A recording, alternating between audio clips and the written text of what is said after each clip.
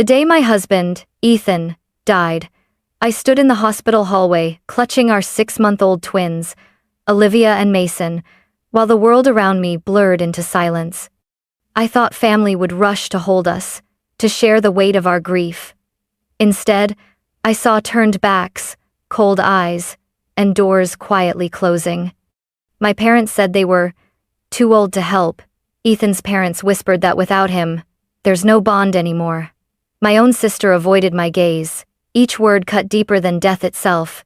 I was left standing there, a widow at 28, with 2 tiny lives depending on me, and no one by my side. Just when despair threatened to swallow me whole, headlights pierced the night outside my crumbling apartment. A black car stopped. And from it stepped my grandfather, Henry Coleman, the billionaire my family despised. He looked at me and said, "Come home, Emma." I remember the silence of the church after Ethan's funeral. People murmured polite condolences, but no one stayed long. Olivia whimpered in her stroller, Mason kicked and fussed, and I stood alone by the coffin, feeling like I was disappearing into thin air. When it ended, I looked for my parents. "Can you come by tonight? I don't know how to manage the babies alone," I asked, my voice trembling. My mother pressed her lips together. "Emma, your father and I are too old. You'll figure it out. You're young." "Too old?" I choked out. "They're your grandchildren." She looked away. My father simply said, "You chose your life. Handle it." Then they walked out, not even glancing at the twins. Later that week, I tried Ethan's parents. His father, Robert, barely opened the door. "Without Ethan, there's nothing tying us to you anymore. We have our own problems." I held Mason tighter. "Your son is gone, and these babies are all that's left of him. Don't you care?" Robert's eyes darted away. "I can't take on more responsibility." The door closed with a final click. By the 3rd day, I stopped calling anyone. My sister, Sarah, left me a voicemail. "Emma, I just can't deal with crying babies right now. Call me when things calm down." Calm down? My husband was in the ground. My children needed milk and diapers. I hadn't slept in 3 nights. My apartment smelled of sour formula and damp clothes. That evening, both twins cried at once, high, piercing wails that shredded my chest. I collapsed on the floor, cradling them, sobbing into their tiny heads. "It's just us now," I whispered. "Just us 3. The phone rang. For a moment, hope sparked. Maybe someone finally cared. It was Sarah again. "Emma, you need to toughen up. You can't expect people to drop everything for you," I snapped. "I buried my husband 2 days ago. Don't talk to me about tough. I begged you, begged Mom, begged Dad. Everyone turned away. Do you have any idea what that feels like?" There was silence, then a sigh. "I'm sorry, but I can't help." The line went dead. The room felt colder. The twins cried harder. I pressed my back against the wall, shaking. That was the moment I understood. I was truly abandoned. Outside, thunder rolled across the night sky. I stared out the cracked window, watching rain streak down the glass. In that darkness, I whispered to Ethan, "I don't know if I can do this without you." I didn't know then that the answer was already on its way, in the form of the one man no one expected to step forward. The storm outside grew louder, the twins' cries echoing through the tiny apartment. I was pacing the floor with Mason in my arms when a knock rattled the door. My heart jumped. Nobody ever visited anymore. I hesitated. Another knock, firmer this time. I pulled the door open and froze. There he was. Tall despite his age, silver hair slicked back, eyes sharp as steel, yet warm with something I hadn't seen in weeks' care. My grandfather, Henry Coleman, stood in the rain with an umbrella in one hand and a briefcase in the other. "Grandpa?" My voice cracked. He stepped inside, shutting the storm behind him. His gaze swept across the clutter, the empty bottles, the twins screaming in their crib. He set the umbrella down and walked straight to me. "Emma," he said firmly, placing a hand on my shoulder. "You and these babies are coming with me. Tonight." I shook my head in disbelief. "Why? After all these years? They all hate you. Mom, Dad, they said you were ruthless, cold. Why are you here?" He crouched beside Olivia's crib, gently stroking her tiny hand. His voice softened. Because I buried my wife when your father was just a newborn. I know the darkness you're drowning in, and because you're family, that's enough for me. Tears blurred my vision. I can't leave. This is my home, even if it's falling apart. Grandpa Henry's eyes locked on mine. This is not a home. It's a prison of grief. I won't let my granddaughter and great-grandchildren rot here. Pack what you need. And, Grandpa, I don't want to be a burden. He chuckled, but it was tinged with sadness. Emma, I own 5 houses and half a dozen companies. You think 2 babies and a heartbroken widow are a burden? No, you're my blood. That makes you my responsibility, and my joy. For the first time in days, something inside me cracked not from despair, but from hope. I whispered, what if they hate me for accepting your help? He straightened, his presence filling the tiny apartment. Let them hate. When the world turns its back, you don't beg at closed doors, you walk through the ones still open. And my door, Emma, will never close on you. I covered my mouth, sobbing. I don't even know what to bring. Bring the children, he said simply. The rest doesn't matter. Within an hour, the twins and I were in his sleek black car. As the city lights blurred past, Mason finally slept on my chest, and Olivia's tiny hand gripped my finger. I leaned back against the leather seat, my chest rising for the first time without crushing weight. Grandpa Henry glanced at me in the rearview mirror. From tonight on, you're not alone. Do you understand? I nodded, clutching my children tighter. I understand. And I'll never forget this. The storm faded as we pulled up to towering iron gates. Beyond them stood a mansion glowing with golden light, its doors wide open waiting for us. When the iron gates closed behind us that night, I felt as though I had stepped into another world. The mansion loomed above, its windows glowing warmly against the fading storm. Inside, a butler named Michael and a housekeeper named Grace were waiting. They took my coat, offered a cup of tea, and almost miraculously had a nursery already prepared. 2 cribs stood side by side, soft blankets folded neatly, shelves stacked with formula and diapers. I stared, stunned. How? How is this possible? Grandpa Henry gave a small smile. I made a few calls. When I said you were coming home, I meant tonight. I sat on the rocking chair, watching Olivia and Mason fall asleep more peacefully than they had in weeks. For the first time since Ethan's death, I let my body relax. The next morning, sunlight streamed through tall windows. I wandered into the dining hall, half afraid it had all been a dream, but there was Henry at the head of the table, reading the paper, a plate of eggs and toast waiting for me. Sit, Emma, he said without looking up. Eat. You'll need strength. I slid into the chair, feeling strangely like a child again. I don't know how to thank you. Don't, he replied flatly. Then he folded the paper, his eyes sharp. Instead, promise me you'll learn. I blinked. Learn what? How to stand on your own 2 feet. Not just survive, Emma. Survive is what you've been doing in that crumbling apartment. Here, you're going to grow. For your children, and for yourself. My fork clattered against the plate. Grandpa, I don't have a degree in business. I don't even know where to start. You'll start at the beginning. With me. He leaned back, folding his arms. You're a Coleman. Whether the rest of them like it or not. I built my empire with nothing but grit and numbers scrawled on napkins. You'll sit in on meetings. You'll read reports. You'll ask questions until you understand. And when you fail because you will fail, you'll get back up. His words felt heavy, but behind them I sensed something deeper. Belief. That week, Henry took me into the heart of his company. I sat quietly in conference rooms, clutching Olivia's diaper bag, while executives in sharp suits threw around terms I barely understood. When I looked overwhelmed, Henry would tap his pen against the table, a subtle signal. Pay attention, you belong here. At night, when the babies were asleep, he'd sit across from me in the study. Balance sheet, he'd say, sliding papers over. Tell me what you see. I see numbers that don't make sense, I admitted. Then keep looking until they do. It was exhausting, juggling motherhood and lessons in business, but little by little, I began to grasp patterns. Revenue, expenses, strategy. Words that once intimidated me now felt like tools I could learn to wield. Sometimes, I broke down. One evening I whispered, Grandpa, maybe I'm not cut out for this.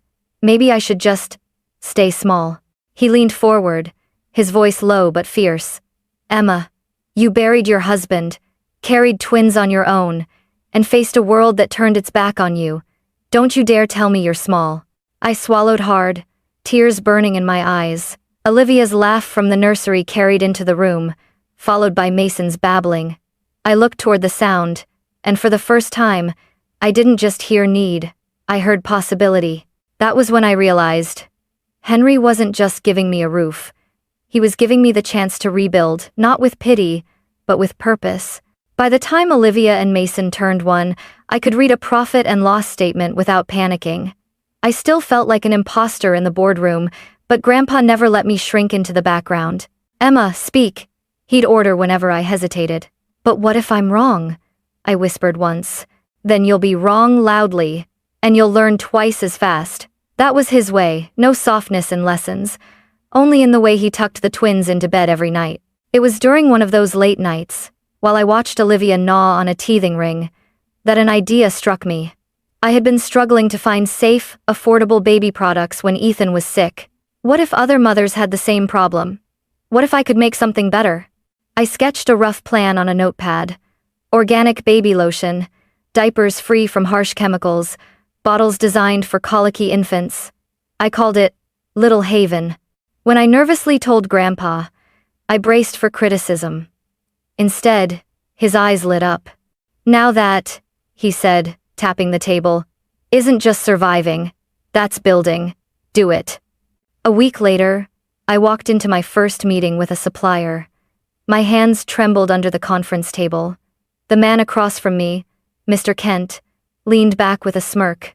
You're very young, Mrs. Coleman, he said. And frankly, you don't look like someone who knows how to run a business.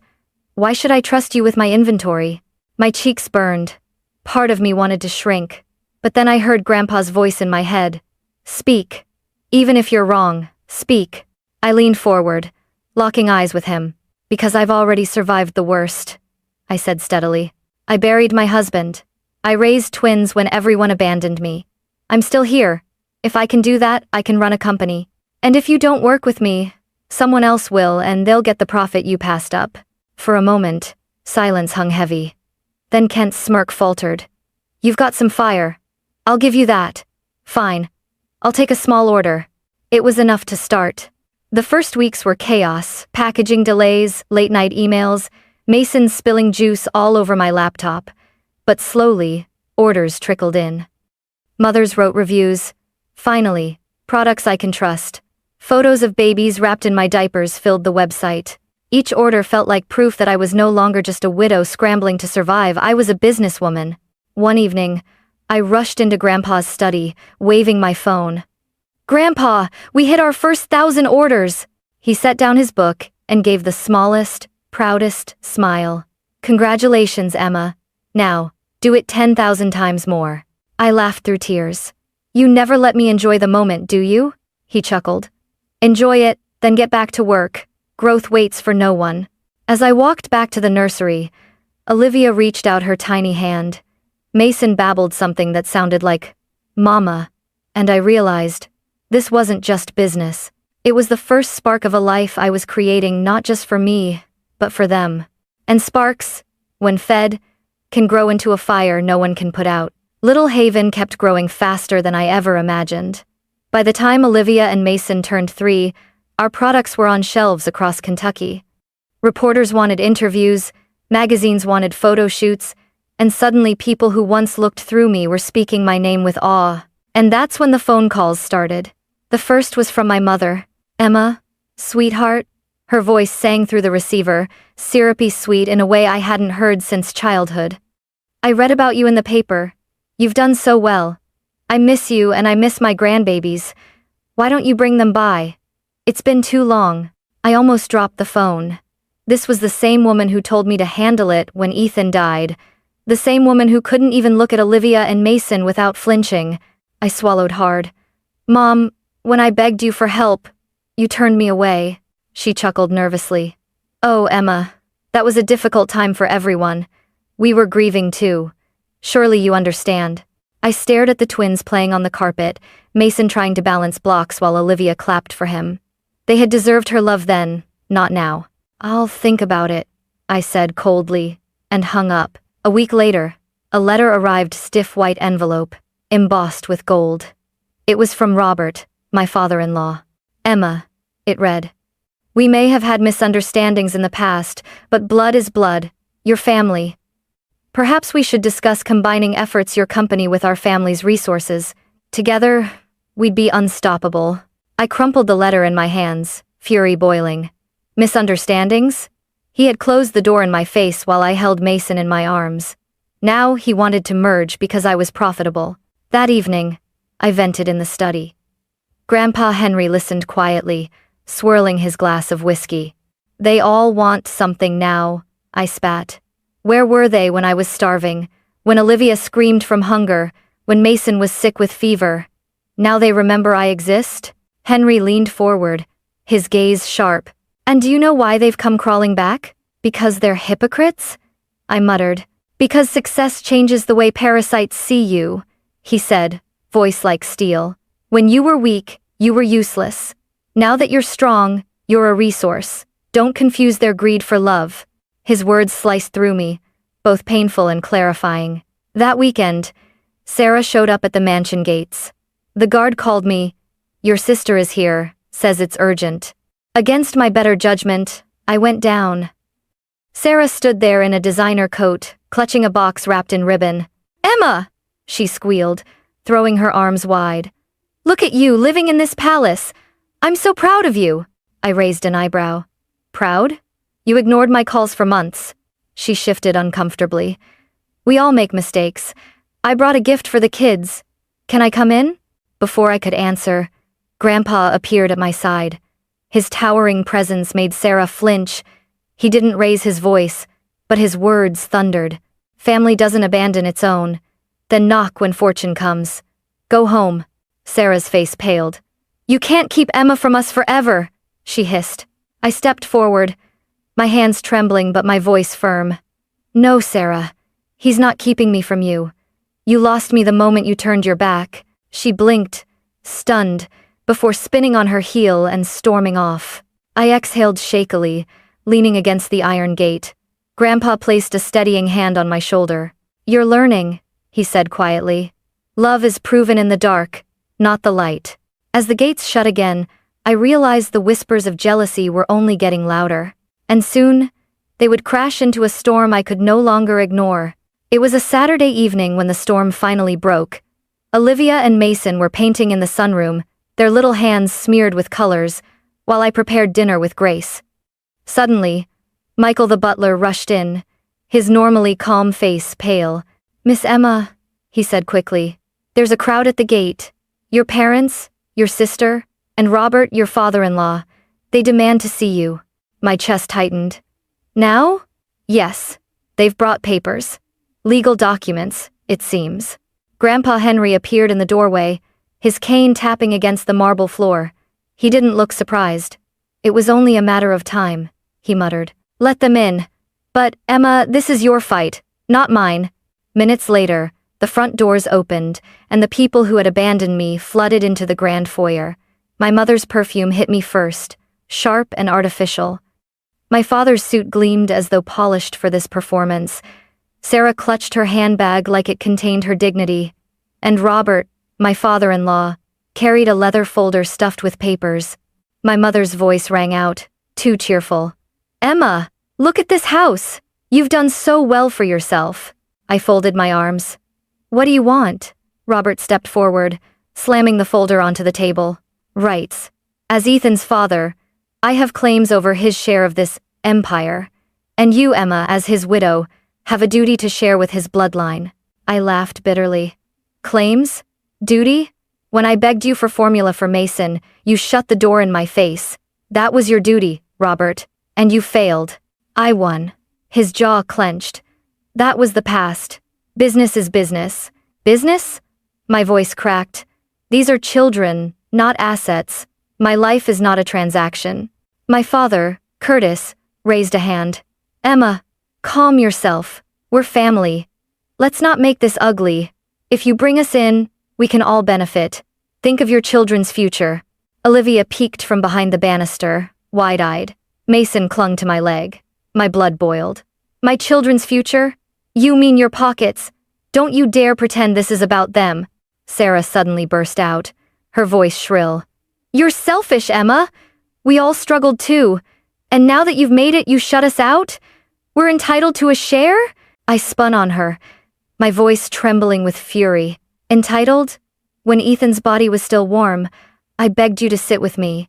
You said you couldn't handle crying babies. Now you want a cut of the success you never lifted a finger to build? She faltered, but my father stepped in, his voice low and threatening. Emma, this arrogance won't end well. You wouldn't even have survived without your grandfather. None of this is truly yours. The words stabbed deep. For a split second, doubt flickered. Was I just living under Henry's shadow? But then I felt Olivia's tiny hand gripping mine, Mason pressing against my side. I saw Henry standing silently in the corner, his eyes steady, urging me to stand. I straightened. My voice shook, but grew louder with every word. You're right. Without Grandpa, I wouldn't have survived. He opened his doors when you slammed yours. He gave me a chance when you gave me nothing. But everything I've built since the sleepless nights, the endless work, the tears I hid from my children, that's mine. Not yours. And you will never touch it. Robert slammed his fist on the table. You think you can shut us out? We'll take this to court. Do it, I snapped. I have every receipt, every review, every contract showing I built Little Haven myself. Go ahead. But you'll lose and you'll show the world what cowards you are, trying to steal from a widow and her children. Sarah's face twisted with rage. You, ungrateful brat, she spat. We're blood. Blood? I laughed, tears streaming down my face. Blood abandoned me when I needed it most. Family isn't who shares your veins, it's who stays when the world collapses. You are not my family. The room fell silent. Robert gathered the papers with shaking hands, his face red with fury. You'll regret this, Curtis muttered under his breath. You'll come crawling back. Sarah's eyes glistened with bitter tears. You'll see what it feels like to be alone. I raised my chin, though my whole body trembled. I already know what it feels like to be alone, and I survived. You can't hurt me anymore. Grandpa Henry finally stepped forward, his cane striking the marble like a gavel. His voice was calm, but final. You heard her. Leave my house, and don't ever come back. The heavy doors swung open. One by one, they filed out, faces pale, masks shattered. When the last echo of their footsteps faded, I collapsed onto the stairs, shaking uncontrollably. Olivia climbed into my lap, whispering, Mommy, are they gone? Yes, sweetheart, I whispered back, clutching her tight. They're gone, and they're never coming back. Grandpa placed a hand on my shoulder. You fought well tonight, Emma. I wiped my tears, still trembling. I was terrified. He gave a rare, proud smile. Courage isn't the absence of fear. It's choosing to stand anyway. And tonight, you stood taller than I ever have. As the mansion doors shut against the storm, I realized something. They hadn't just tried to take my company, they'd tried to take my dignity. And I had finally slammed the door, not just on them, but on the part of me that once begged for their love. After that night, something inside me shifted. I no longer felt like the abandoned widow who once begged for scraps of love. I was Emma Coleman, mother, entrepreneur, survivor, and soon, the world began to see me that way too. Little Haven expanded beyond Kentucky. Orders poured in from across the country. Retailers lined up, investors called. But I remembered Grandpa's advice. Never sell your soul for quick profit. Build slow, build strong. One morning, the Lexington Herald ran a front-page headline. Widow builds baby empire, a story of grit and grace.